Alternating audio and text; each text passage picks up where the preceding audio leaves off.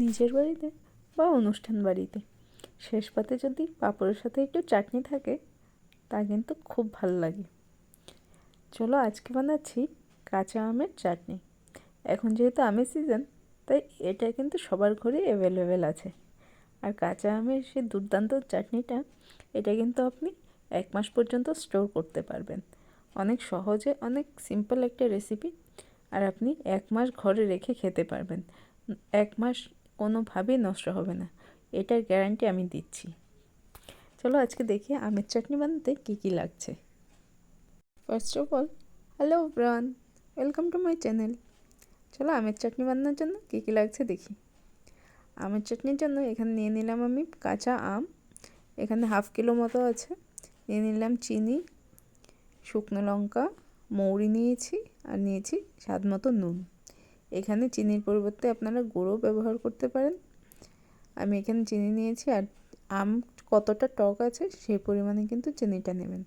এখানে আমার আমগুলো খুব বেশি একটা টক না, তার জন্য আমি এখানে কিন্তু 1 কাপ চিনি নিয়েছি।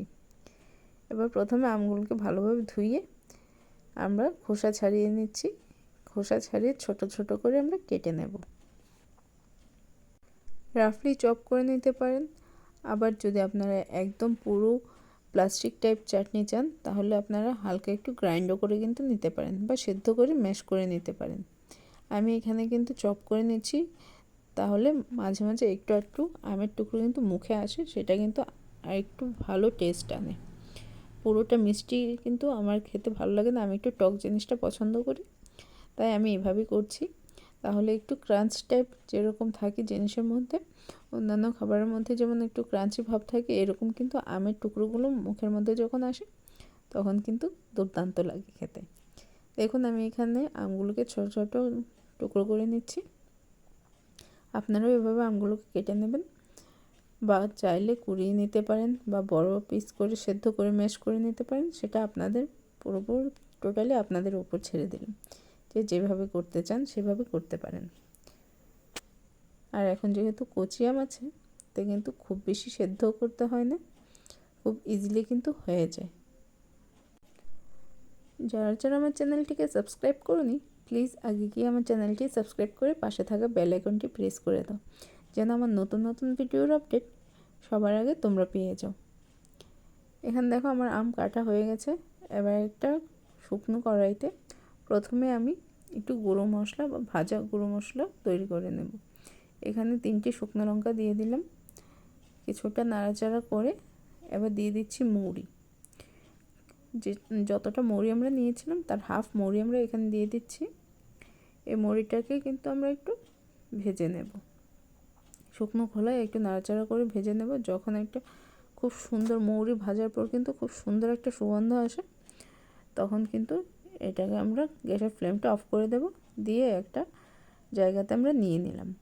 এটা একটু হালকা ঠান্ডা হলে আমরা শুকনো করে গ্রাইন্ড করে নেব। এটা জাস্ট একটা ক্রাস্ট বলতে পারেন, ক্রাস্ট টাইপ করে নেব। এবার সে একই কড়াইতে জল দিয়ে দিয়ে দিলাম আমগুলোকে আমি সেদ্ধ করে নিচ্ছি। কিছুক্ষণ টাইম নিয়ে সেদ্ধ করে নেব। হালকা একটু নুন দিয়ে দিতে পারেন উপর দিয়ে, দিয়ে ঢাকা দিয়ে দিন। এই প্রসেসে চাটনি বানালে কিন্তু আপনি চোখ বন্ধ করে 1 মাস আপনি স্টোর করতে পারবেন। এয়ারটাইট কন্টেনারে যদি রেখে দেন তাহলে 1 মাস আপনি স্টোর করতে পারবেন। এখানে আমার আম কিন্তু সেদ্ধ হচ্ছে, ততক্ষণে আমরা যে মৌরি আর শুকনো লঙ্কাটা ভেজে রেখেছিলাম সেটাকে আমরা ক্রাশ করে নিচ্ছি। মিক্সিং জারে নিয়ে আমরা 2-4 বার ঘুরিয়ে নিলেই কিন্তু আমাদের সেটা ক্রাশ হয়ে যাবে। আমাদের খুব ফাইন পাউডার কিন্তু করতে হবে না, হালকা ক্রাশ করে নিলেই কিন্তু হয়ে যাবে। দেখুন এখানে আমার ক্রাশ করা হয়ে গেছে। এবার এটা আমি একটা প্লেটে নিয়ে সাইডে রেখে দেব। এটা কিন্তু আমাদের সবার শেষে দরকার পড়বে।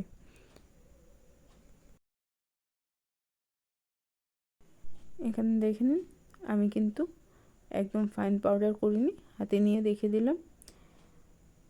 এবার আমার আমও কিন্তু সেদ্ধ হয়ে গেছে, দেখুন। এবার আমটাকে আমরা একটা বাটিতে নিয়ে নিচ্ছি। দেখুন কতটা সফট হয়ে গেছে, আমটা খুব ভালোভাবে কিন্তু সেদ্ধ হয়ে গেছে। এবার একটা বাটিতে আমি নিয়ে নিচ্ছি। এখানে কিন্তু আমটা খুব গরম আছে, তাই একটু সাবধানে কাজ করুন, তা না হলে কিন্তু হাত জ্বলে যাওয়ার সম্ভাবনা থাকবে। রান্না করা কিন্তু যতটা ইজি আবার ততটা সাবধানতাও বজায় রাখতে হয়।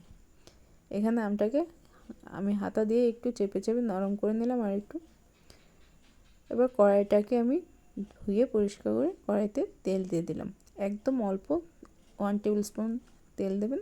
তাতে দিয়ে দিলাম মৌরি ফোড়ন দিয়ে আমরা এখানে কিন্তু মৌরিটা ভাজা হয়ে গেলে আমটা অ্যাড করে দেব। তার আগে আপনি চিনিটা অ্যাড করতে পারেন, তাহলে কালারটা অনেক সুন্দর আসে। আমি কিন্তু চিনিটাই আগে দিয়েছি। চিনিটা যখন আগে গলিয়ে নেবেন, একটু ক্যারামেলাইজড করে নিলে কিন্তু চাটনির কালারটা দুর্দান্ত আসে। এখানে আপনার এক্সট্রা করে কোনো কালার ব্যবহার করতে হবে না। তাছাড়া আপনি চাইলে অন্য ফুড কালার বা কাশ্মীরি গুঁড়ো লঙ্কা ব্যবহার করতে পারেন কালারের জন্য। এখানে চিনিটা গলিয়ে নিয়ে যখন ক্যারামেলাইজড হয়ে যাবে, যেভাবে আমরা দই বানাই সেরকম যখন চিনিটা গলে একটু কালার ব্রাউন কালার চলে আসবে, সে পর্যায়ে এখানে আমরা দিয়ে দিলাম কিছুটা কাশ্মীরি গুঁড়ো লঙ্কা। এটাতে কিন্তু কালারটা আরও দুর্দান্ত চলে আসে। এবারে আমরা আমটাকে অ্যাড করে দিচ্ছি, যে সেদ্ধ করা আমটা সেটা অ্যাড করে দিলাম। দিয়ে হালকা হাতে নাড়িয়ে চাড়িয়ে নেব যতক্ষণ না চিনিটা আমাদের আমটার সাথে মিক্স হয়ে যাচ্ছে। এবারে কিন্তু তেমন বেশি আর কিছু কাজ নেই, বাস নাড়িয়ে চাড়িয়ে ঘুরিয়ে ঘাড়িয়ে যতটা আপনি ফুটিয়ে নিয়ে শুকনো শুকনো জেলি টাইপ করতে পারবেন, ততটাই কিন্তু বেশি দিন আপনি স্টোর করতে পারবেন। এখানে কিন্তু আমরা কোনো রকম ভিনিগার ব্যবহার করিনি। ভিনিগার ব্যবহার করে স্টোর করা যায়, কিন্তু আমরা ভিনিগার ছাড়াই কিন্তু আমের চাটনিটাকে আমরা স্টোর করব। এটাকে ভালোভাবে আপনি নাড়িয়ে চাড়িয়ে শুকনো ভাব করে নিন, একদম জেলি জেলি টাইপ করে নিন। দেখবেন চাটনিটা আপনি এয়ারটাইট কন্টেনারে ফ্রিজে আপনি 2-3 মাস পর্যন্ত স্টোর করতে পারবেন। আর নর্মালি তো 1 মাস চোখ বন্ধ করে আপনি স্টোর করতে পারবেন। এরপর যে যদি আপনার চিনি বা নুনের প্রয়োজন হয় সেটা অ্যাড করে দেবেন, একটু টেস্ট করে নেবেন। আমি একটু টেস্ট করে নিয়েছিলাম, এখানে আমার একটু নুন কম লাগছিল, তাই আমি নুন আর একটু ব্যবহার করে নিলাম। আমি চিনিটা যেহেতু একটু কম পছন্দ করি, তাই আমি চিনিটা কিন্তু কম দিয়েছি। আর এমনিতেও আমার আমগুলো কিন্তু খুব একটা টক ছিল না, তো আপনি আপনার স্বাদ মতো ব্যবহার করবেন। এখন আমাদের চাটনি প্রায় হয়ে গেছে। এ পর্যায়ে আমরা আমাদের ক্রাশ করা মৌরি আর শুকনো লঙ্কাটা কিন্তু দিয়ে দিলাম। দিয়ে আর একটু নাড়িয়ে চাড়িয়ে এখানে কিন্তু আমরা গ্যাসের ফ্লেমটা অফ করে দেব। আমি যে চাটনিটা করেছি এটা কিন্তু আমি 1 মাসের জন্য করিনি। আমি যতটুকু করেছি খুব সম্ভবত আজকের দিন কি কালকের দিনের মধ্যে আমার শেষ হয়ে যাবে। যদি আপনারা বেশি করে রাখতে চান তাহলে প্লিজ আর একটু শুকিয়ে নেবেন, আর একটু জেলি টাইপ করে নেবেন। এখানে আমারটা কিন্তু একটু কি লিকুইডই রেখেছি। আর যেহেতু গরম গরম এরকম, কিন্তু ঠান্ডা হলে কিন্তু আর একটু জমে যাবে এটা। এখানে আমার চাটনি কিন্তু হয়ে গেছে। আমি এবার একটা বাটিতে নিয়ে নিচ্ছি। সাথে সাথে মনে রাখবেন যে গরম গরম অবস্থায় অন্য একটা পাত্রতে ঢেলে দেবেন, তা না হয়তো কড়াই থেকে একটু কষ ভাব চলে আসে। কড়াইয়ের কষ ভাবটা যদি উঠে আসে চাটনির সাথে, কিন্তু চাটনির টেস্টটা একদমই খারাপ হয়ে যায়। এ দেখুন আমাদের কত সহজে কত ইজিলি আমরা আমের চাটনি তৈরি করে নিয়েছি বাড়িতে, আর অনেক দিন পর্যন্ত স্টোরও করতে পারি। এবার আপনাদের নিয়ে দেখাচ্ছি, একটু ঠান্ডা হয়ে গেছে। এবার এটা কতটা জেলি ভাব আছে, এটা যখন পুরোপুরি ঠান্ডা হয়ে যাবে এটা কিন্তু আরও থকথকে হয়ে যাবে। Thanks for watching. প্লিজ বাড়িতে বানান আর এনজয় করুন।